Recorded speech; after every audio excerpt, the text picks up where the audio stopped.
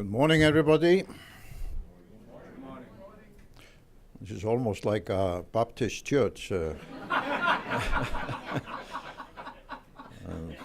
Maybe I think this Arctic Roadshow is becoming kind of revival meetings in different places.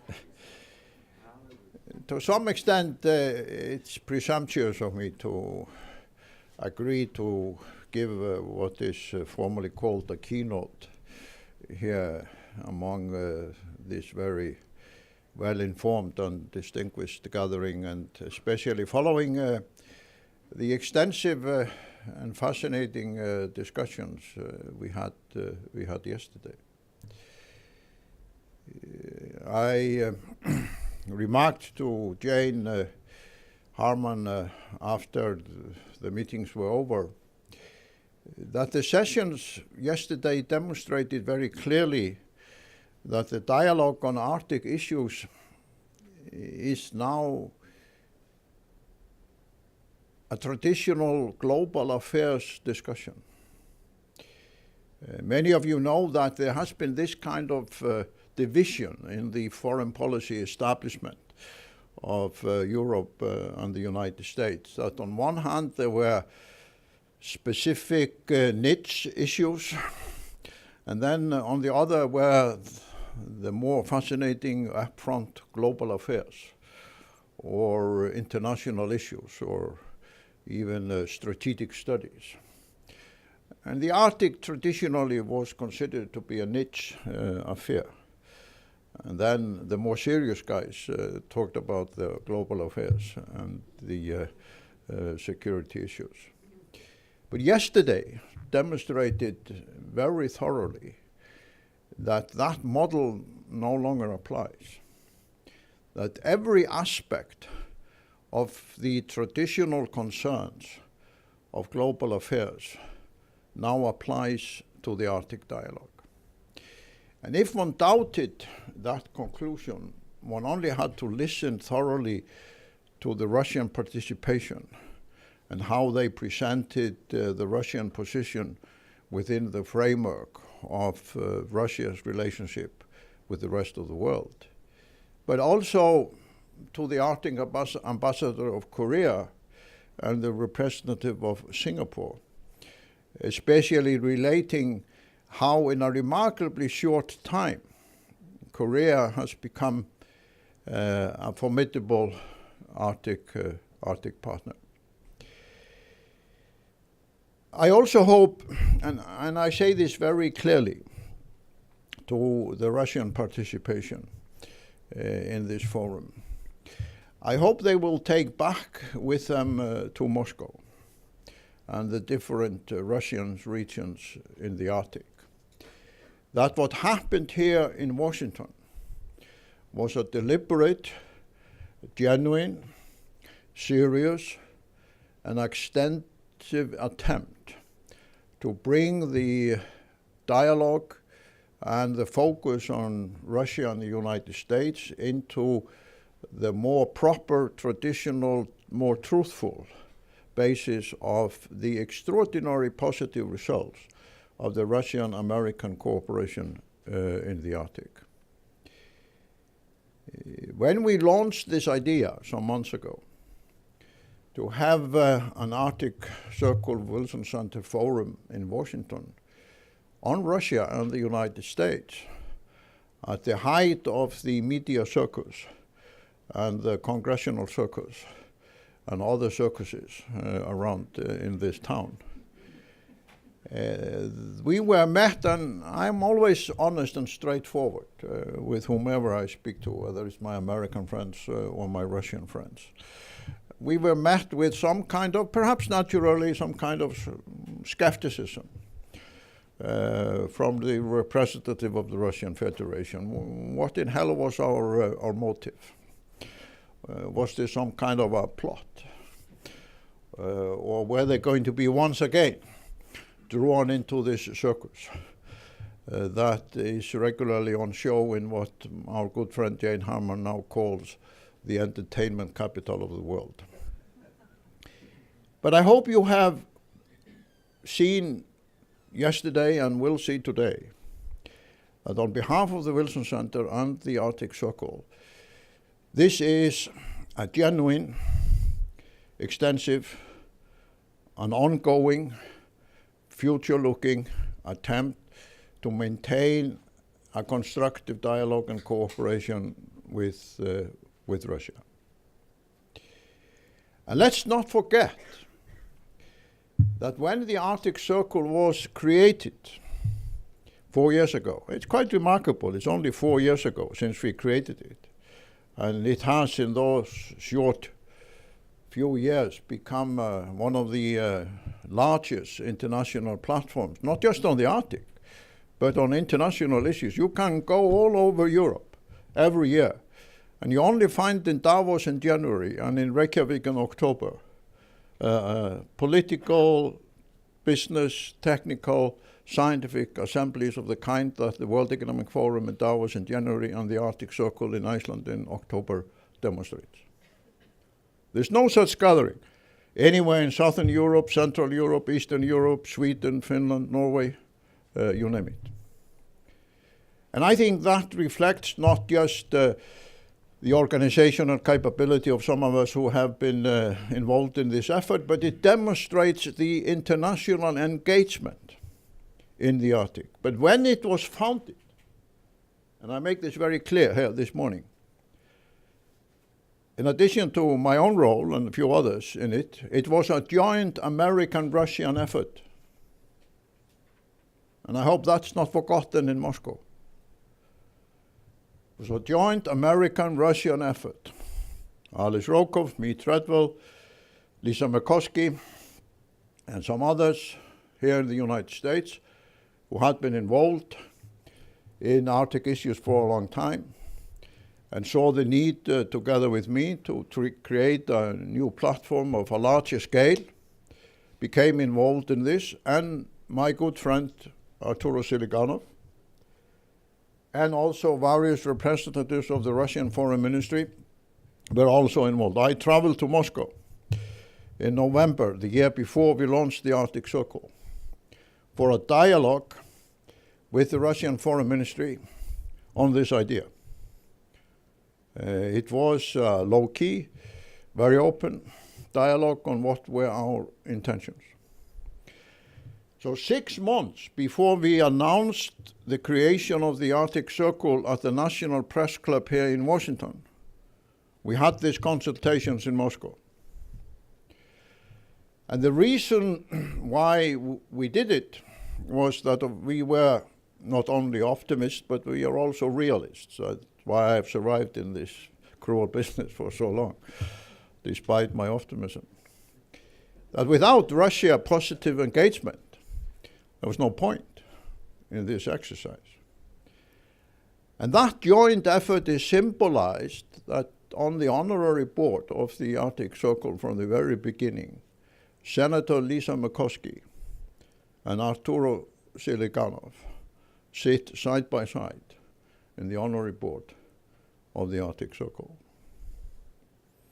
So to my Russian friends, I say this very clearly. This is your platform as well.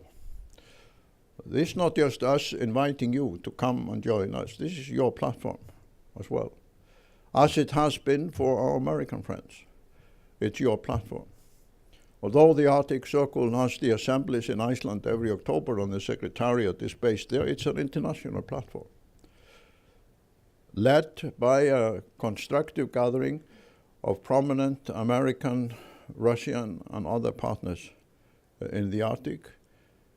And in the last 3 or 4 years, being joined by leading representatives of China, Korea, Japan, Singapore, France, Germany, United Kingdom, and others.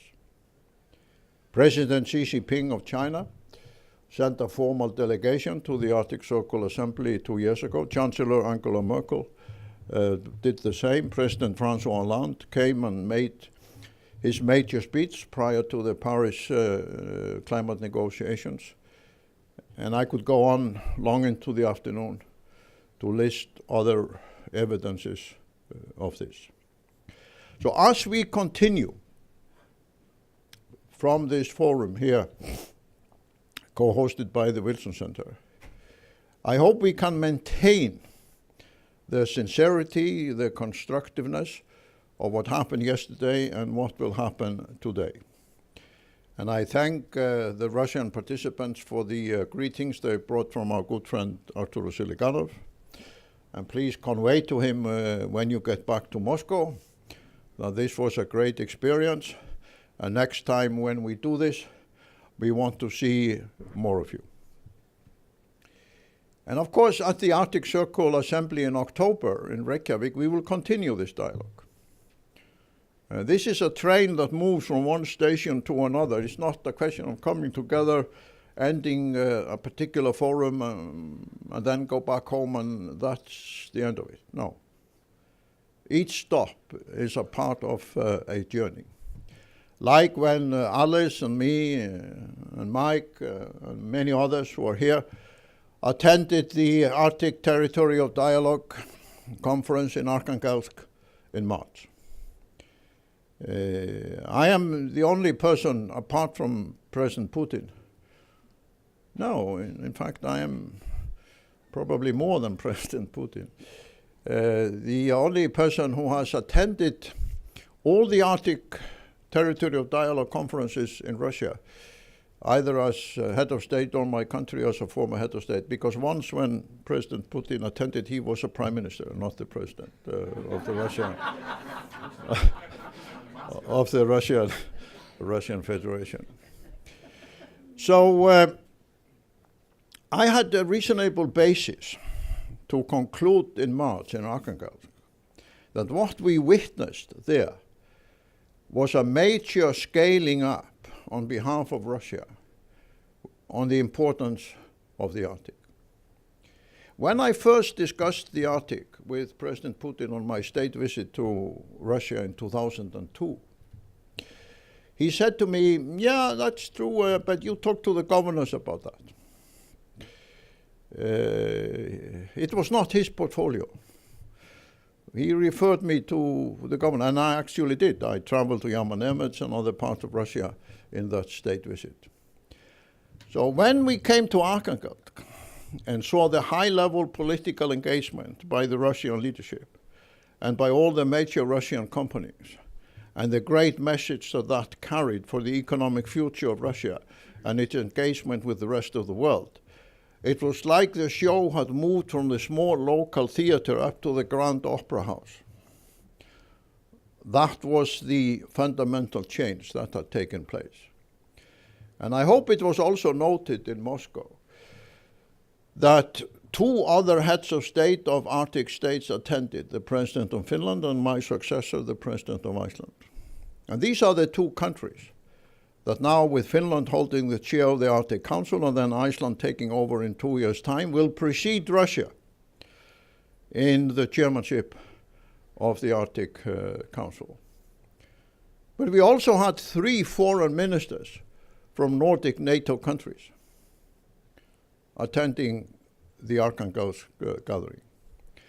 So I think what happened in Arkhangelsk and what is happening here is a very clear, realistic demonstration that not only is it possible, but it's very rewarding to facilitate this ongoing dialogue with Russia and the rest of us in the Arctic. And it is important to demonstrate that, because there is so much hype and so much misleading stories around. But what we also saw yesterday was a multiple evidence of how, in terms of global economic progress, the transformation of the global economy, the Arctic has become an absolutely crucial territory. When the ambassador of Korea described how Korea is already building the vessels to execute the transport from northern Arctic parts of Russia to both Asia and Europe, and Korea sees its role in the Russian, Arctic, Asian, European shipping as a major contribution to the Arctic future, we should also be reminded that South Korea is a key U.S. ally in Asia. And here we have one of the preeminent American allies in Asia demonstrating here in Washington not only their vision but their concrete plans in shipbuilding and transport and economic engagement with respect to the Arctic. The representative of Singapore referred to the role of capital in the future, economic future of the Arctic. It's kind of paradoxical that Singapore has become a leading builder, together with Finland, of Arctic infrastructure. It's almost a crazy notion that Singapore is taking on this role, but it's true. At the Arctic Circle Assembly in Reykjavik last year, the CEO of Capital traveled to Iceland to present in a particular session the vision and the role and the engagement of Capital in these facilities and infrastructures building in the Arctic. I could go on here this morning giving you concrete examples of major enterprises and global companies from Asia now already having the Arctic as a major part of their business strategy. And these are no small players. In December of last year, Dagfinnur, the CEO of Arctic Circle, and I attended in Shanghai a meeting with the CEO of COSCO, not only the largest shipping company in China, but the largest shipping company in the world. And he presented the extensive Arctic strategy for COSCO shipping in the 21st century. And yesterday I was told by my good friend, the chairman of the Economic Council, that COSCO had called Finland to say they now want a meeting in Finland on Arctic shipping. And why is that? The answer is what I reported at the end of the sessions yesterday, when I got on this remarkable tool of communication that we have been given by Apple. The monumental, I call it mega news for the Arctic, that on the 20th of June, the State Council of China announced that now the Arctic sea routes have become an integral part of the One Belt, One Road investment strategy of China for the 21st century. This was not the case when I was there in December. In my various meetings with Chinese authorities and companies as representatives, I had to urge them to talk about what I called One Belt, One Road Plus. And the plus was the Arctic. And a month ago, we engaged in similar discussions in China, but the end result is that we now have a formal document stating the official policy of President Xi Jinping on China, that the evolution of the Arctic sea routes have become an integral part of the One Road, One Belt, and thereby of the investment structure that the new Asian Infrastructure and Investment Bank, as well as the One Belt, One Road Investment Fund, will devote their formidable investment resources to in the coming years. So no wonder COSCO called Helsinki yesterday and said, let's have a meeting. I hope the Finns remember to invite some of us also to that meeting. Absolutely. But my friends, this is no small item, because the One Belt, One Road is the most extensive policy around for the complete transformation of the global transport and economic system linking Asia, Africa, Europe, and the Americas now through the Arctic sea routes in a completely new way. And to have that formal announcement backed up, which is also a part of the report which I read last night, extensive paragraphs of what this involves for the engagement of China in Arctic investment, Arctic infrastructure, Arctic renewable energy buildup, Arctic dialogue, as well as the involvement in what they call the prominent international Arctic-related forums, is, for all of us, yet another indication, in addition to the presentation by the ambassador of Korea and the representative of Singapore yesterday, that we have now entered a completely new world. And we better scale up in order to be able to deal with that challenge that the combined effort of China and other Asian partners, as well as the leading European economies, will have on the Arctic. And that is why this cooperation between the Wilson Center and the Arctic Circle is so important. We all know that in the Arctic Council, the observer states are not allowed to speak. As was highlighted by my good friend, the late Michel Rocard, former Prime Minister of France, who was appointed by Sarkozy as the representative of the President of France to the Arctic and then reappointed by President Hollande, and had attended numerous meetings ministerial meetings of the Arctic Council and other meetings of the Arctic Council, but never been allowed to speak.